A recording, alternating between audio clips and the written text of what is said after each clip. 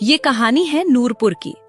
यहाँ एक ही गांव में दो परिवार रहते थे, जिसमें एक परिवार गरीब था। उस परिवार में रामू, उसकी पत्नी मीरा और उसका बेटा शिवम थे। दूसरा परिवार अमीर था, जिसमें काला सेठ, उसकी पत्नी संदीप और बेटी मोनिका थे। काला सेठ का गांव में ही एक छोटा सा ढाबा था, जिसकी वजह से उसकी अच्छी कमाई होती थी। शिवम के पिता रामू काला सेठ के ढाबे पर काम करते थे। बाप और बेटा दोनों काम करते थे, फिर भी उनका गुजारा मुश्किल से होता था। दूसरी तरफ रामू का बेटा शिवम एक किराने की दुकान पर काम करता था। वहाँ से उसे थोड़े से पैसे मिलते थे। एक दिन शिवम काम से थक कर अपने घर जा रहा था कि उसके साइकिल के सामने मोनिका आ जाती है। तुम्हें दिखाई नहीं देता क्या? तुमने मुझे गिरा दिया। भिखारी कहीं के, जानबूझकर गिराया है तुमने मुझे। मैं तुम्हें छोड़ूंगी नहीं। जी नहीं, मैंने आपको नहीं गिराया, आप खुद ही सामने आ गए। मैं तो सही जा रहा था, इसमें मेरी कोई गलती नहीं है। बहुत घमंड है तुझमें भिखारी। गलती करता है और ऊपर से बहस भी करता है। अब तू देख, मैं अपने पिताजी से बात करूंगी और तुझे अच्छे से सबक सिखाऊंगी। इतना कहकर वो वहाँ से चली जाती है और शिवम बस वहीं खड़ा रहकर ये सोच रहा था कि वो लड़की कितने गलत तरीके से बात कर रही थी। रामू ढाबे पर काम कर रहा था। इतने में वहाँ पर काला सेठ की बेटी आ जाती है। सुनिए पिताजी, मुझे आपसे बहुत ही जरूरी बात करनी है। अगर आप फ्री हैं तो मेरी बात अभी सुनिए प्लीज। हाँ बोलो बेटी, क्या कहना है तुम्हें?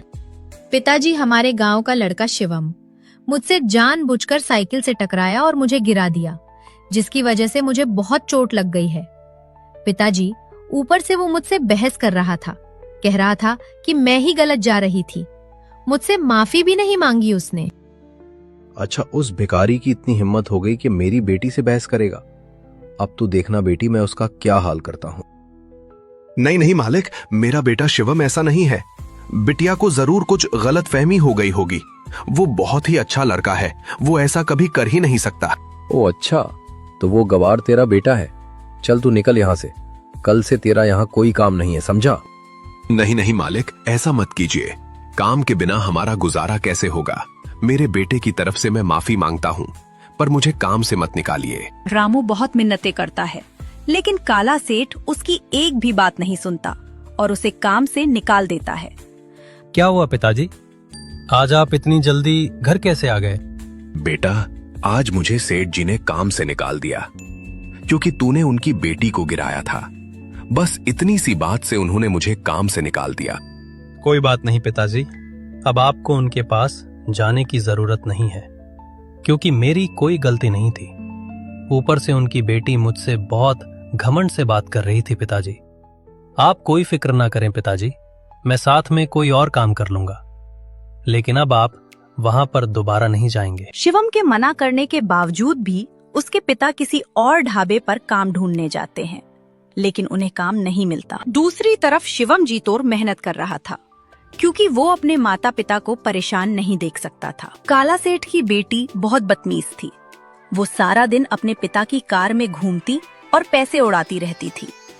एक दिन ढाबे पर सूट बूट पहने एक आदमी आता है, जिसको पहले किसी ने नहीं देखा था। सुनो, ये ढाबा किसका है? कौन है यहाँ का मालिक? मेरे सामने आइए। अरे साहब, मैं हूँ इस ढाबे का मालिक। बताइए क्या खाएंगे आप? हमारे यहाँ सब कुछ मिलता है। मुझे कुछ नहीं खाना, तुम बस ये बताओ कि किसकी परमिशन से तुमने यहाँ ढाबा बनाया है। ये सरकारी जमीन है, तुम यहाँ किसी भी किस्म का काम नहीं कर सकते। जो ये तुमने ढाबा बनाया है बिना किसी अनुमति से, अब तुम्हें इसका जुर्माना भी भरना होगा और कल से ये जगह बिल्कुल खाली होनी चाहिए, वरना तुम्हें जेल भी हो सकती है, समझे? ये बात सुनकर काला सेठ की जुबान को ताला लग गया था। उसे कुछ समझ नहीं आ रहा था, वो बस चुप खड़ा था। काला सेठ अब बहुत दुखी था, क्योंकि उसने 2 लाख जुर्माना भी भरा था, जिसके पैसे उसने अपनी कार बेच कर चुकाए थे। अब उसका काम भी बंद हो गया था और अब उसे घर की किश्त भरने की भी फिक्र थी, क्योंकि उसका घर पर बैंक से लोन लिया हुआ था। जब काला सेठ बैंक की किश्त नहीं देता, तो बैंक उनके घर को ताला लगा देती है। जिसकी वजह से अब वो सड़क पर आ गए थे। कुछ ही दिनों में ये बात पूरे गांव में फैल जाती है कि काला सेठ बस नाम का सेठ रह गया है। अब उसके पास कुछ नहीं बचा था। अब वो गांव के बाहर छोटी सी झोपड़ी किराए पर लेकर रहते थे। एक दिन काला सेठ की पत्नी उससे कहती है, सुनिए जी, अब ऐसे कैसे चलेगा? हमारे पास जो भी खाने का सामान था वो हमने इस्तेमाल कर लिया है। अब आप कोई काम देख लीजिए, काम के बिना हमारा गुजारा नहीं हो सकता।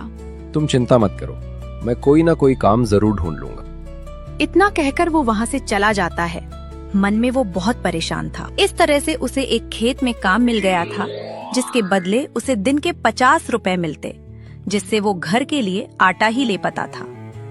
अब उसे समझ में आ गया था कि मेहनत क्या होती है। देखा पिताजी, काला सेठ को भगवान ने सबक सिखा दिया है। उनके पास खुद का कुछ भी नहीं था। समाज में अपनी नाक ऊंची रखने के लिए उन्होंने सब कुछ किश्तों पर लिया था। ऐसी अमीरी तो किसी को ना मिले। हमारा घर भले ही छोटा है, लेकिन हमारा अपना है। हाँ बेटा, लेकिन हमें किसी के हालात देखकर खुश नहीं होना चाहिए। समय कभी भी बदल सकता है। हमें इस बात को हमेशा याद रखना चाहिए। तो दोस्तों, इस कहानी से हमें यही शिक्षा मिलती है कि हमें हर एक काम की इज्जत करनी चाहिए और अपने कर्मचारियों का भी पूरी तरह से ख्याल रखना चाहिए। वो हमारे यहाँ काम करते हैं, उन्हें कभी भी नीचा नहीं दिखना चाहिए, क्योंकि समय कभी भी बदल सकता है। इसीलिए अगर आपको यह कहानी अच्छी लगी हो तो वीडियो को लाइक कर देना और आने वाली वीडियो देखने के लिए हमारे चैनल को सब्सक्राइब कर लेना। धन्यवाद।